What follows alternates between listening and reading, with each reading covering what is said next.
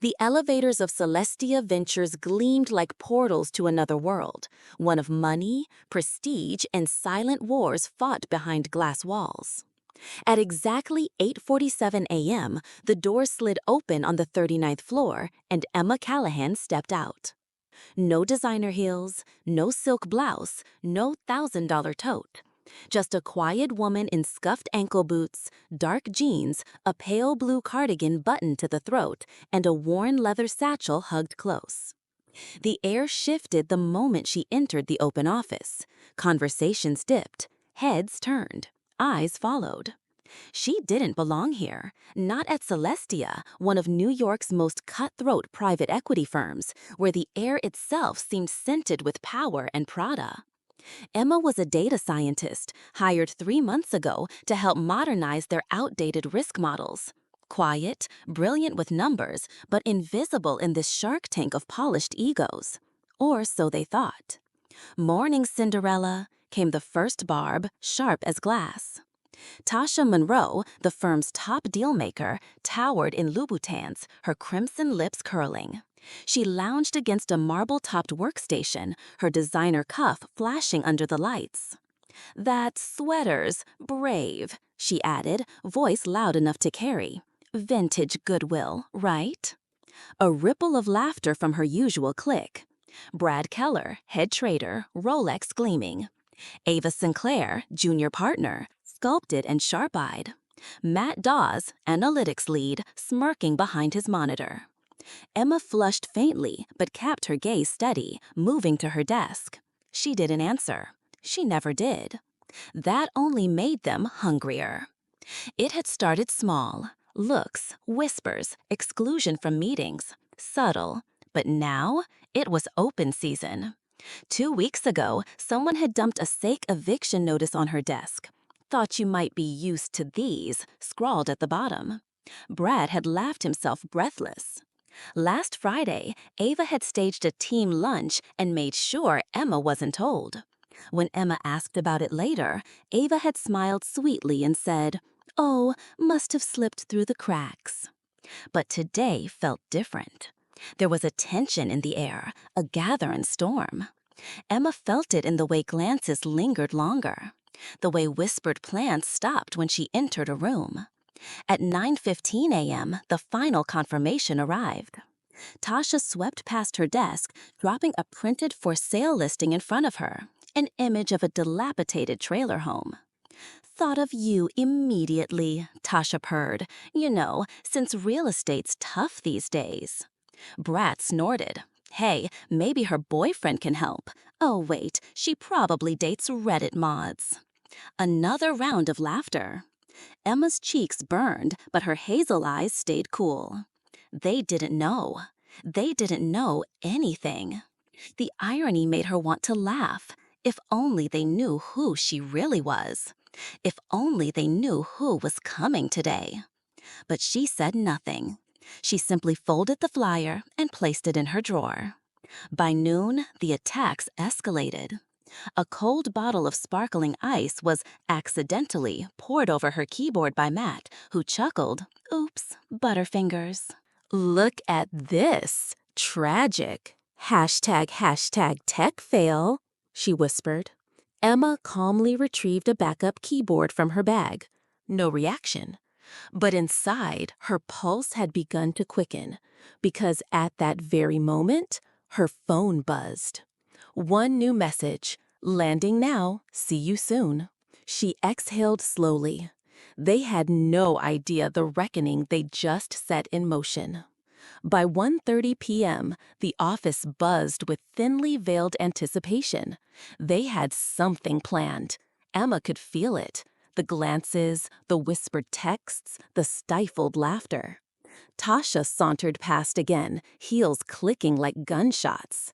"Brad," she called, voice sweet and sharp. "Is it ready?" Brad grinned, tapping on his phone. "Oh, it's ready." Ava leaned over Emma's cubicle wall, voice a syrupy mockery. "Big presentation this afternoon, huh, Emma? You should freshen up." Matt chuckled darkly. "Yeah, you're starting to stink up the floor." Emma typed steadily, fingers cool on the keys, refusing to rise. But her calm only provoked them further. At 2 p.m. sharp, the trap was sprung. Emma returned from the break room to find her chair missing, gone entirely. In its place sat a dented folding chair labeled with a sticky note, "Reserved for peasants." Laughter rippled around her. Phones were up, cameras rolling. Ava smirked. "Come on, Emma. Take a seat. It's more your style, right?" Emma looked at it once, then silently retrieved a spare chair from the conference room. But the sharks weren't finished. As she returned to her desk, Tasha blocked her path, holding a can of Diet Coke. "Feeling parched?" she asked sweetly, and in a single swift motion, cracked the can and poured it over Emma's papers, the dark liquid spreading in a sticky pool. Gasp, laughter, phone snapping shots. "Oops," Tasha said brightly. "Guess I'm clumsy today." Brad chimed in, voice loud enough for the floor. "No worries. It's not like those papers mattered. She's probably doing Sudoku." Matt added, "Or doodling her dream house. You know, a nice little trailer by the highway." More laughter. Ava recorded the scene with predatory glee. Emma stood still, eyes on the mess, pulse steady. She reached for a cloth and quietly began blotting the spill. But that calm, it enraged them. Matt tipped his chair back, grinning. "Wow, no reaction. Girl's got ice in her veins, or maybe just no soul." Ava chimed in, "Or no spine." Then came the final blow. Brad swaggered over and dropped a celery and hummus snack cup, half eaten, onto Emma's keyboard. "Here, babe," he smirked. "Lunch? Figured you couldn't afford real food." The office howled. Even distant teams were turning heads now, watching the show, no one daring to intervene.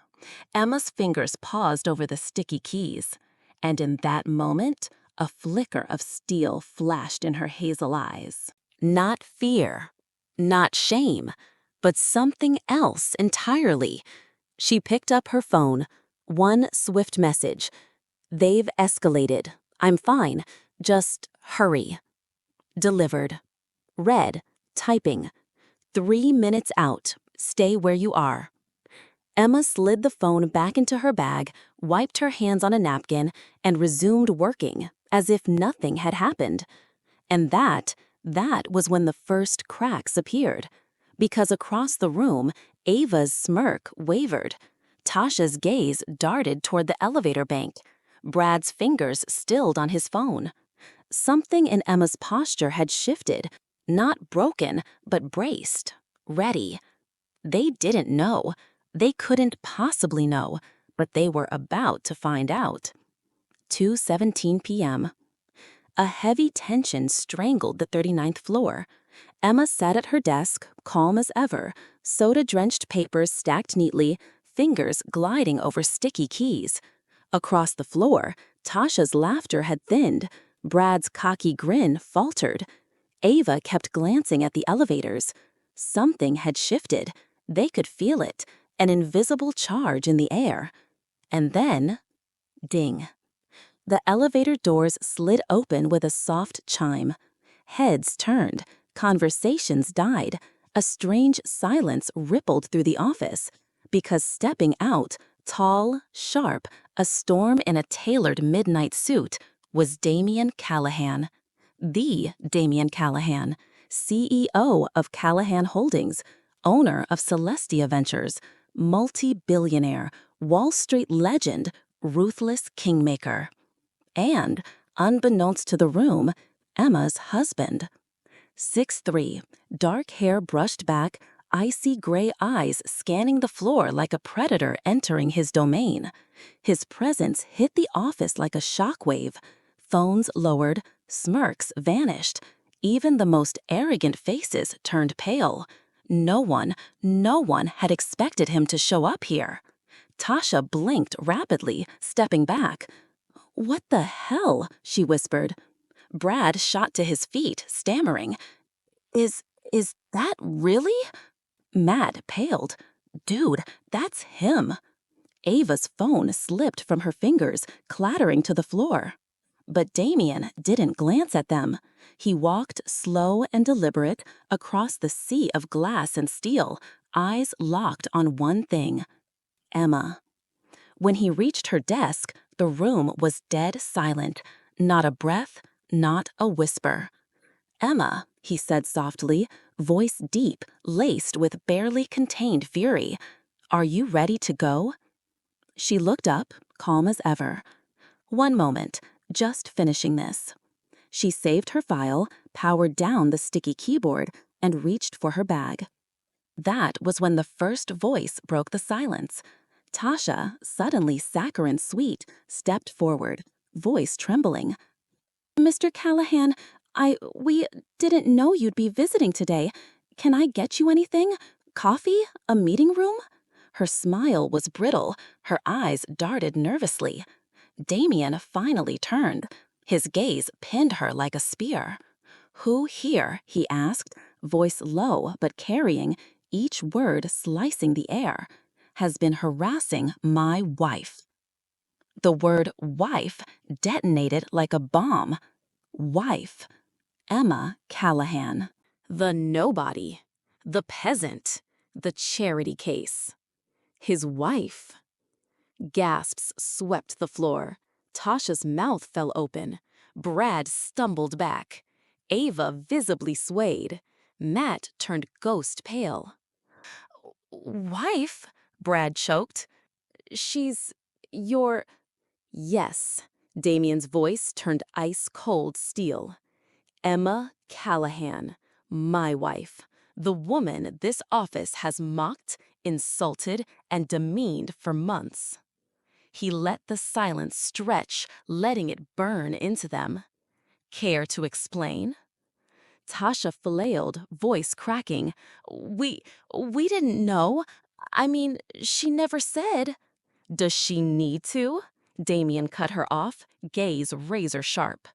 "Does a woman need to flaunt wealth to deserve basic decency? Or was it easier to bully someone you assumed had no power?" Brad tried to jump in, words tumbling. "Look, man, I mean, Mr. Callahan, it was just a harmless fun. No one meant—" "No one meant?" Damien's voice dropped, lethal. "I've seen the footage." He gestured. Instantly, a sleek security officer stepped in from the elevator, tablet in hand. On screen, Tasha dumping soda, Brad's trailer flyer, Ava's mocking videos, Matt's food sabotage. The whole floor watched, frozen in horror. Emma stood calmly beside Damien, gaze steady. Not a flicker of triumph, only quiet strength. When the video ended, Damien faced them again. "Harmless fun," he echoed. "That's your defense?" Tasha's face crumpled. "Please, Mr. Callahan, it was a mistake. We didn't know who she was." "And that justifies it?" Damien's voice turned colder. "You treat strangers like trash unless they hold a title? That's your culture here?" No one answered. No one could. Damien turned to Emma, voice softening. "You want to stay here another minute?" She met his gaze, voice firm. "No." "Then we're done here."